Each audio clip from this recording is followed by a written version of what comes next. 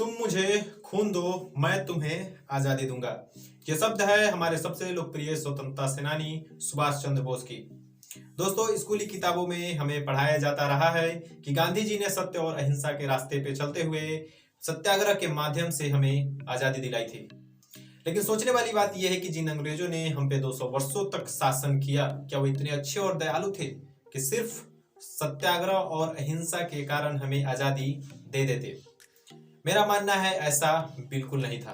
भारतीय स्वतंत्रता के सबसे बड़े कारणों में से एक हमारे नेताजी और उनकी आजाद हिंद फौज के वो 80,000 सैनिक थे, जिनको इतिहास की किताबों में ना कभी पढ़ाया गया है और ना ही उचित स्थान मिला है।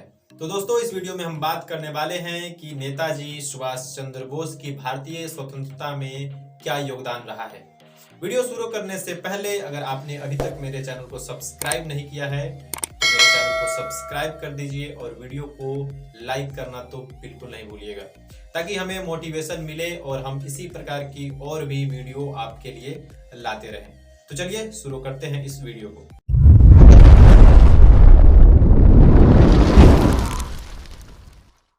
उड़ीसा के कटक शहर के एक मशहूर वकील जानकी नाथ बोस के घर पे 23 जनवरी 1897 को नेताजी सुभाष चंद्र बोस का जन्म हुआ।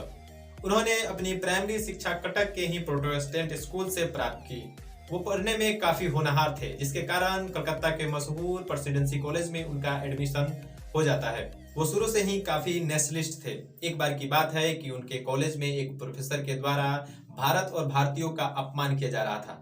इस पे सुभाष चंद्र बोस और उनके साथी मिलकर उस प्रोफेसर की काफी पिटाई कर देते हैं।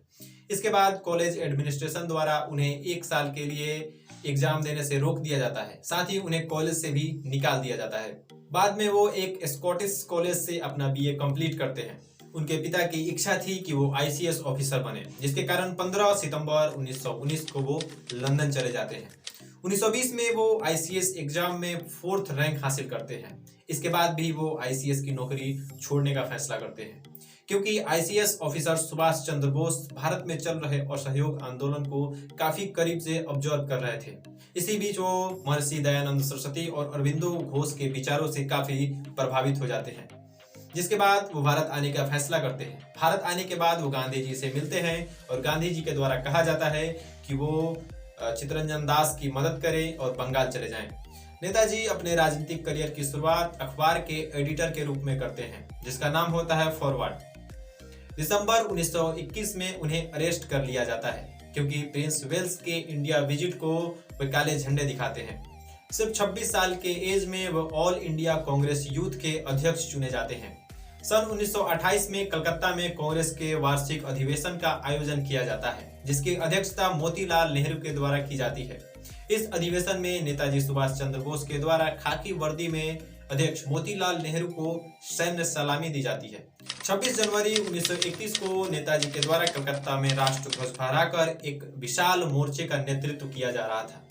पुलिस कार्रवाई होती है। पुलिस कार्रवाई में लाठीचार्ज किया जाता है और उसमें नेताजी बुरी तरह घायल हो जाते हैं। इसके बाद उन्हें अरेस्ट कर लिया जाता है। 1932 में उनकी तबीयत काफी खराब हो जाती है, जिसके कारण उन्हें जेल से रिहा कर दिया जाता है। इसी बीच नेताजी के जीवन में एक बहुत ही महत्वपूर्ण समय आता है, जब वो अपना इलाज कराने के लिए 1934 में ऑस्ट्रिया गए हुए थे।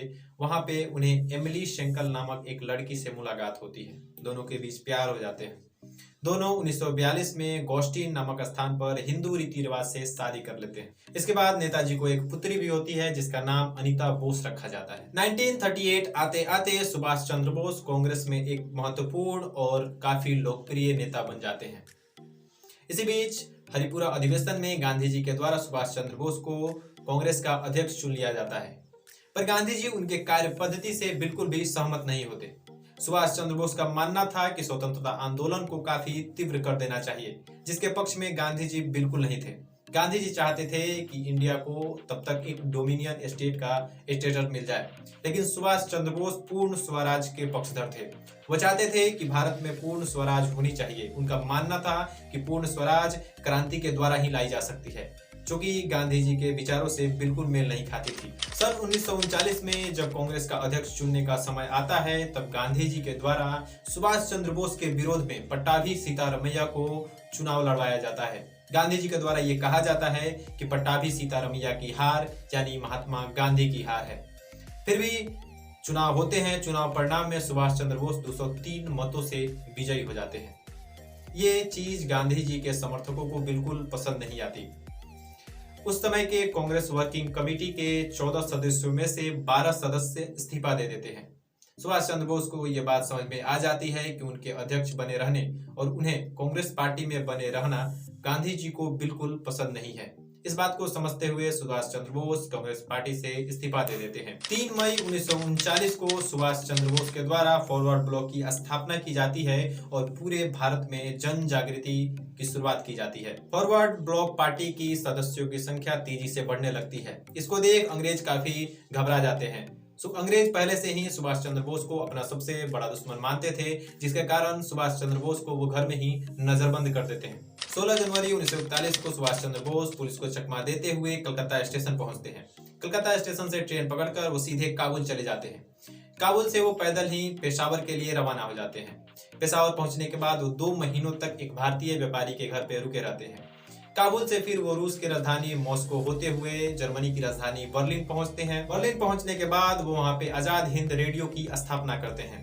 29 मई 1942 को वो जर्मनी के सर्वोच्च नेता एडोल्फ हिटलर से मिलते हैं, पर हिटलर के द्वारा कोई विशेष सहायता उन्हें नहीं की जाती है, जिसके बाद वो सिंगापुर आने का फैसला करते हैं। सिंगापुर आने के बाद वो रास बिहारी बोस से मिलते हैं, जहां पे 21 अक्टूबर 1943 को उनके द्वारा भारत की प्रथम अस्थायी सरकार यानी आजाद हिंद सरकार की स्थापना की जाती है। इस सरकार को कुल 9 देशों के द्वारा समर्थन भी प्राप्त हो जाता है। इसको समर्थन करने वाले देशों में जर्मनी, जापान, चीन और रूस जैसे देश भी शामिल होते हैं। द्वितीय विश्व युद्ध के दौरान आजाद हिंद फौज जापान की सहायता से भारत पर आक्रमण कर देती है। इसके बाद सुभाष चंद्र बोस के द्वारा अंडमान और निकोबार द्वीप समूह को अंग्रेजों से स्वतंत्र करा लिया जाता है। 6 जुलाई 1944 को सुभाष चंद्र बोस के द्वारा रेडियो के माध्यम से गांधी जी के नाम एक संबोधन भाषण दिया जाता है, जिसमें वो गांधी जी को संबोधित करते हुए ये बताते हैं कि उनका जो जापान से सहायता लेने और अंतरिम सरकार का गठन करने के पीछे उनकी क्या उद्देश्य रही, पर कांग्रेस के नेताओं द्वारा उनका बिल्कुल भी मदद नहीं किया जाता है। द्वितीय विश्व युद्ध में जापान की हार होती है। इसके बाद जापान से मदद मिलना बंद हो जाता है। इसके बाद सुभाष चंद्र बोस रूस से मदद लेने का निश्चय करते हैं। 18 अगस्त 1945 को सुभाष चंद्र बोस हवाई जहाज से मंचूरिया के लिए रवाना हो जाते हैं, लेकिन इसके बाद वो कभी वापस लौट कर नहीं आते। उनका विमान लापता हो जाता है। बाद में ऐसी खबरें आती हैं कि वो जिस विमान से जा रहे थे वो विमान क्रैश हो गई, जिसमें सुभाष चंद्र बोस की मृत्यु हो गई, लेकिन इसका कोई भी प्रमाण या साक्ष्य अभी तक नहीं मिल पाया है। भारत सरकार ना ही उन दस्तावेजों को अभी तक सार्वजनिक कर पाई है।